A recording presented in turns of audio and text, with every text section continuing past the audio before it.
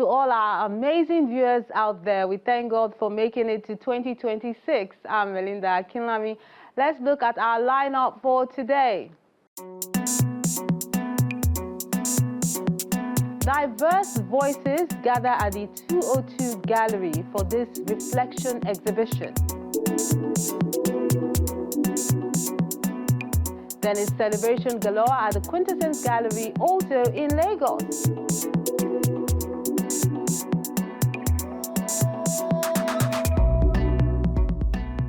To a documentation of the Lagos Biennal exhibition.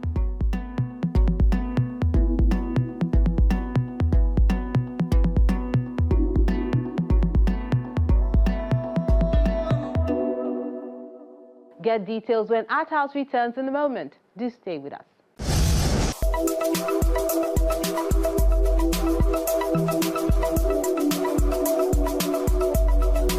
Primitivism, identity often sought for by members of Western society, exerts a limitation and barrier against the progress of creativity.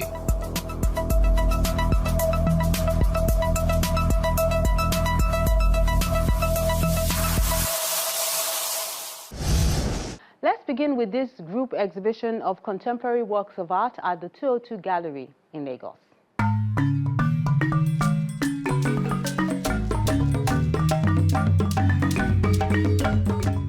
Reflections bring together a diverse collective of voices at 202 Gallery. Practically, I am an artist who has a lot of passion for the environment. I have done things about environmental preservation.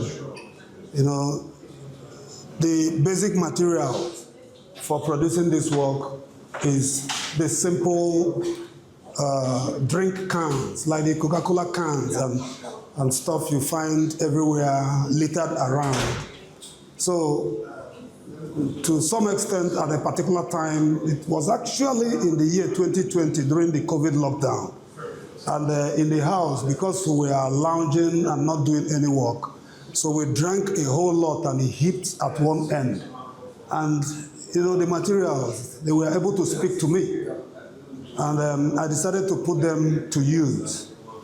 And I found out that it is of utmost importance to me now because, and to the environment too, because since the past 5 years I've worked on this material, I would have removed about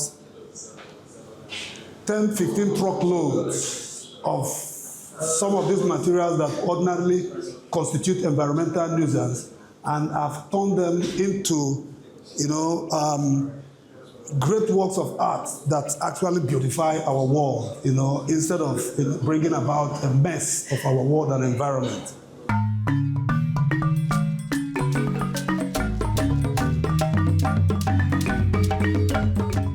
This group exhibition explores the intersection of identity, memory, and physical world.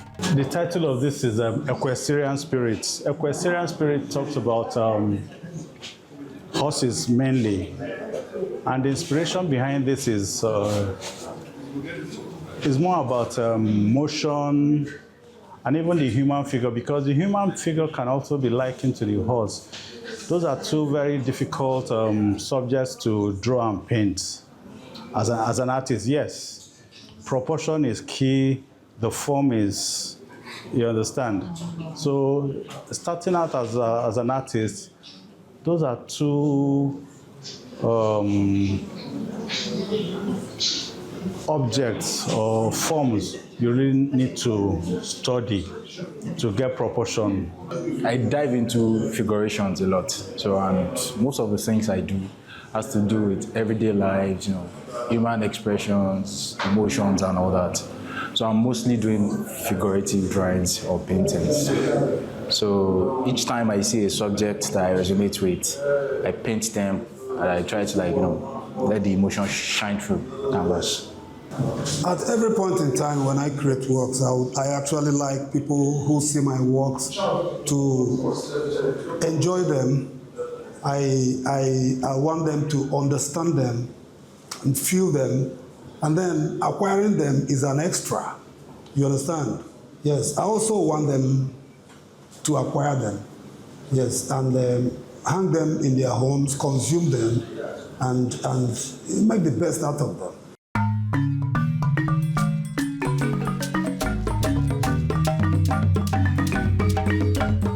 Through various media, art lovers are invited to pause and find their own rhythm and stories in these images.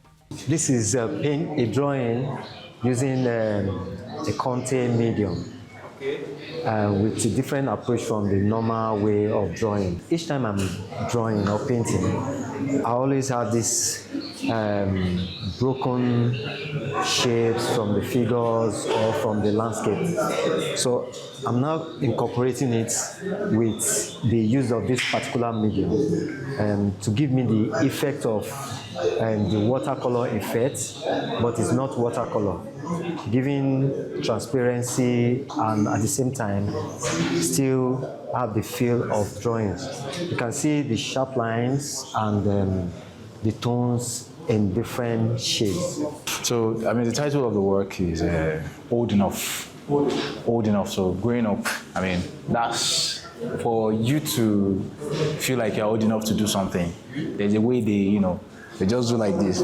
So if your hand, I mean, passes a certain length, then that means you're old enough. But if it's not there yet, I mean, so and clearly in this one, I mean, he did it angrily, like, you know how many times he has like tried to like show that he's old enough.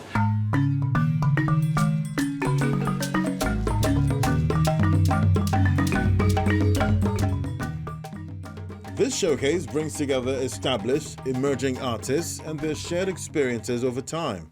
Art could be simple and also complex. Art for me is life. God created art. Everything around you is art, from your dressing to, just name it, medicine, your cars, your houses, everything is art. So art for me is life. Art is a form of expression. Other people could use music to express themselves, language to express themselves. I use art to express my inner feelings. Way back before now, I used to say art is therapeutic for me. It is still therapeutic, but right now I think I've taken it more personal. So art is very personal to me. It is a way of life because each time I think of progression in my craft, I'm thinking of developing as a human too. So everything interconnects.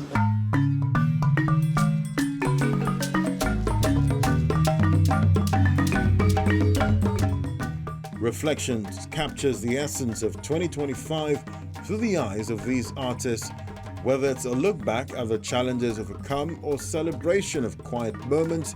These works speak to the soul.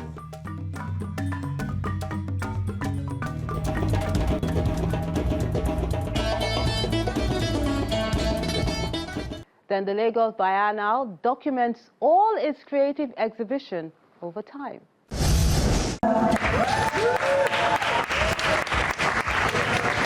The Lagos Biennial exhibition has been ongoing for many years now, capturing the intriguing sights and sounds the city of contemporary artistic creativity holds.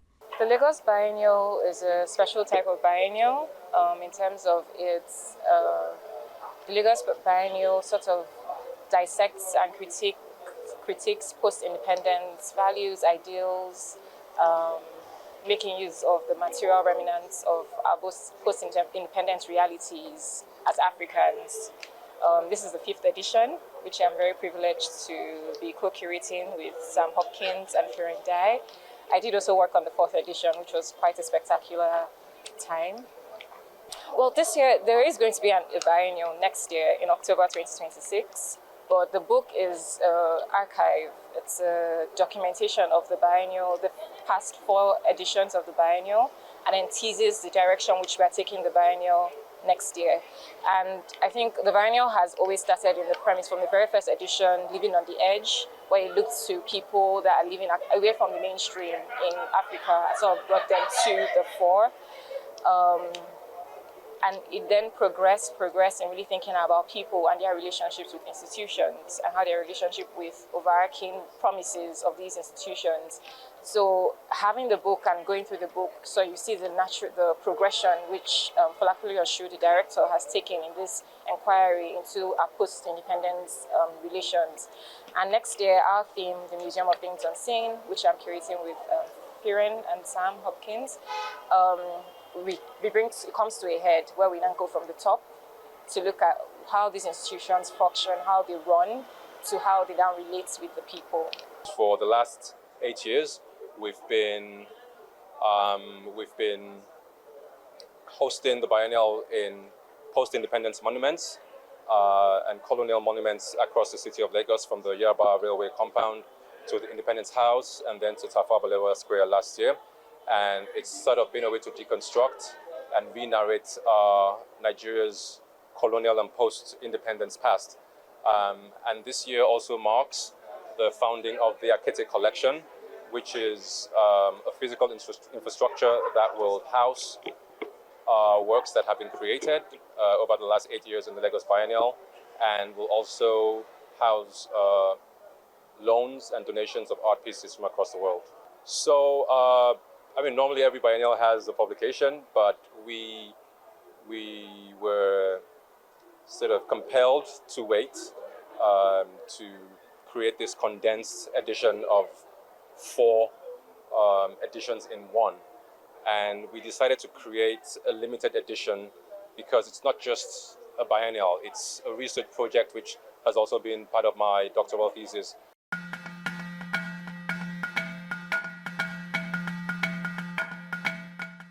Now, all those memories have been put into hard copy for the world to immerse itself in the alluring moments. I mean, there's a lot of beautiful imagery, artwork, some fantastic conversations to be had about the diaspora. And overall, it's an experience. You know, when you start it, you don't finish it in one go. It's something that you enjoy, you read it, you have a coffee, you take your time and digest it. So hopefully everyone who gets a copy gets a chance to really enjoy what we've produced. It took just over 2 years. So actually, when I started the book with the team, my daughter wasn't even born, and we've just finished it now, and she's now 2 years old. So that's a nice little chapter to sort of say where we're at in terms of the design. So 2 years on and off designing it. So in terms of some of the work I do, my job as a designer is to, look at visual research, look at different designs out there and trying to find, a nice balance between contemporary and also classic. So when you first read the book, you're going to see imagery on the left, nice text on the right, and the idea of finding that perfect balance between the two. That's kind of my job as a designer, to make it work in harmony. I think the book itself is an interesting also object, but at the same time, in terms of what kind of art you can see from this book, their installations, they're community-driven. I think every year it's quite different, the range of the artwork that we're able to present to the audience here in the Lagos. But this year we are working as a 3 curator as a group, so each of us going to bring in very different perspective to look at this theme called Museum of Things Unseen.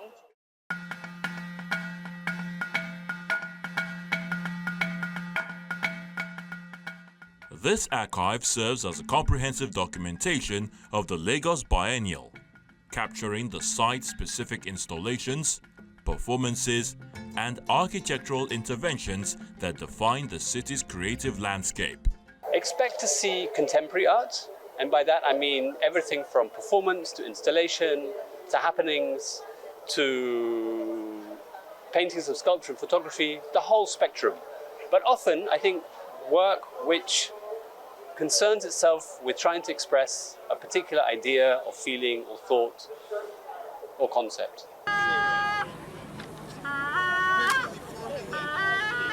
Through photography, artist interviews, and critical essays, the dialogue between global contemporary art and historical fabric of Lagos is being preserved.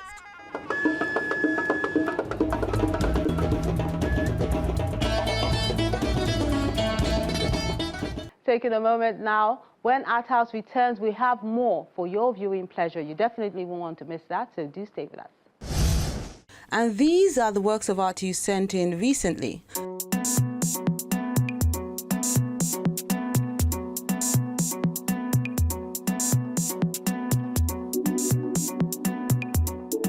Let's begin with this work by Ayola. He's in the Valentine mood, I see, because he says, if music be the food of love, play on. That's one line from a Shakespearean novel, which I remember all too well. This piece is done with acrylic on velvet.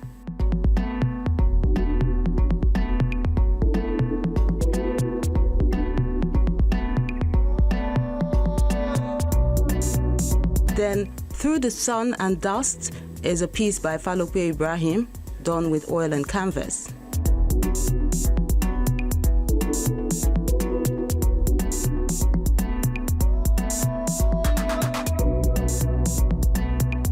Then One Cloud Can't Make Rain is a charcoal and acrylic on acid-free paperwork by Ogunlesi Paul.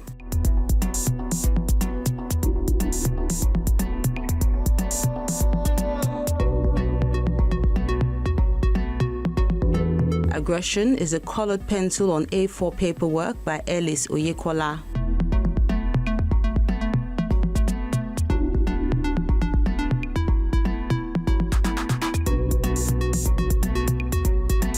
While Thoughts As I Wake Up is an installation done by Ish.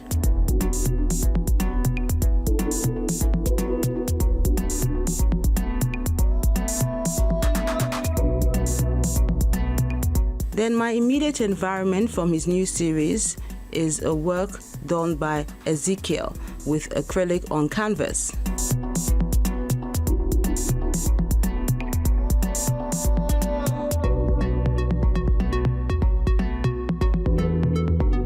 Imo Jumbo is showing us the Ekumbi dance, which is the third in his series.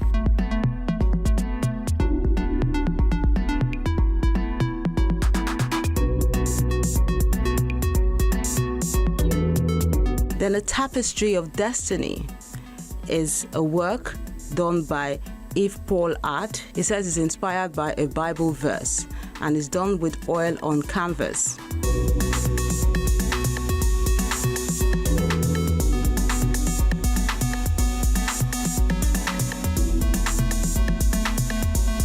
Then what a way to wrap things up by showing you how a bundle of joy can be a mother's pride with this piece done by Akomu. He calls it Mothers Are Gold. Indeed we are. It's done with mixed media on canvas.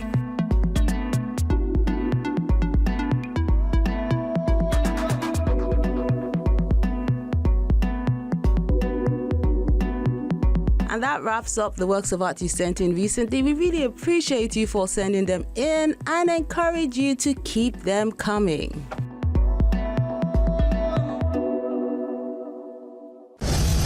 It was celebration galore at the Quintessence Gallery in Lagos with an exhibition of contemporary art and more.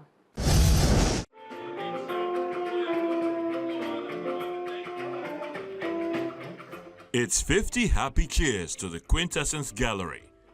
One of the oldest private art houses in the country rolls out the drums to celebrate. It's a major milestone for one of Nigeria's most enduring homes for arts, crafts, and cultural heritage, with this event titled 50 Years of Quintessence, Building Cultural Memory.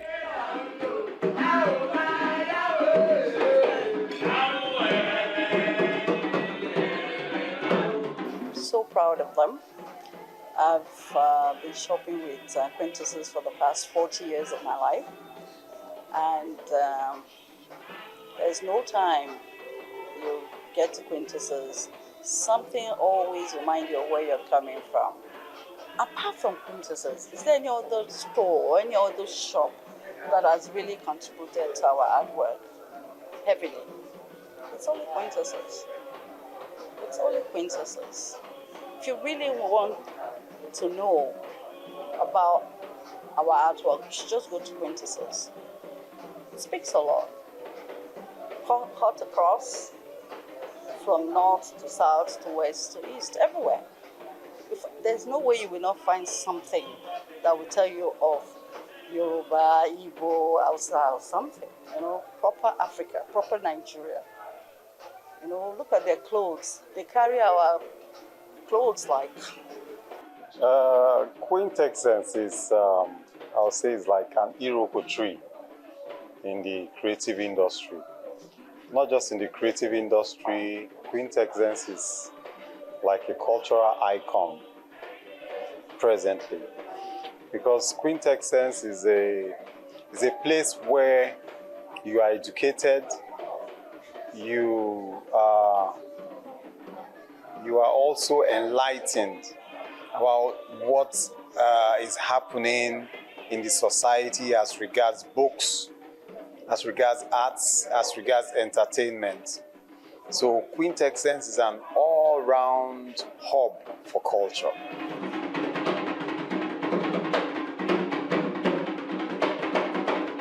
The showcase features a panoramic view of Nigerian art, blending rare traditional artifacts like Nupe and Igbo carved panels with contemporary works from masters. Quintessence at 50, I rejoice with them because when you look at the history of Quintessence, I would say in the 70s, Nigerian art wasn't that big, I would say at that time.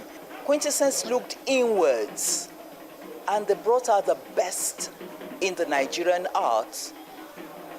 In pottery, first and foremost, because I remember that Mrs. Oniopako, I know, will go as far as Bida to bring in pots.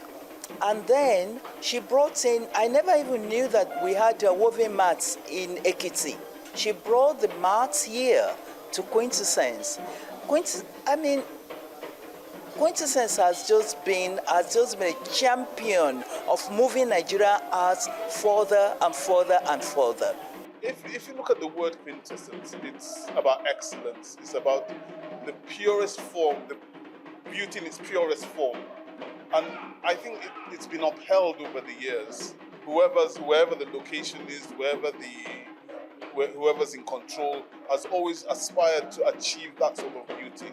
And it's possible. You can see 50 years, there are very few establishments that have run for 50 years, that are not government, right? And it's still here. It's still standing, And I believe with what's going on here, with the developments here, with the new leadership here, that it will only get better.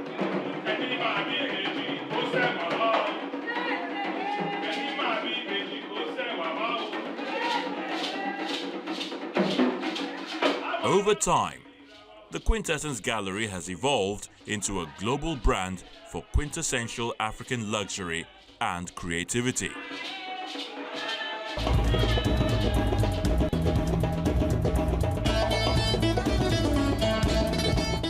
We have more for you to experience, but that will be on the next episode of Arthouse. Next week on Arthouse.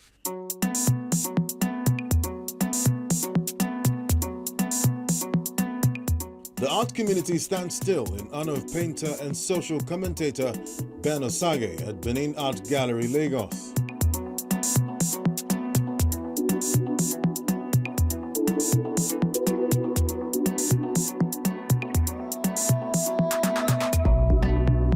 Illumi Art, a group exhibition by some contemporary artists in Lagos.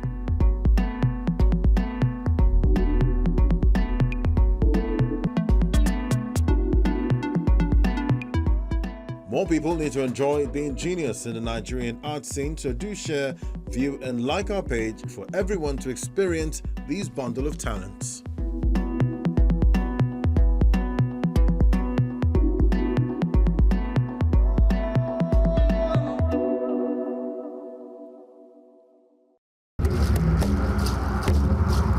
Your Arthouse experience doesn't have to end when the show is not on television. Interact with us on our various social media platforms. See any edition of Arthouse on our website or YouTube page. Join our very interactive Facebook page by joining the group on Arthouse on Channels. We're everywhere.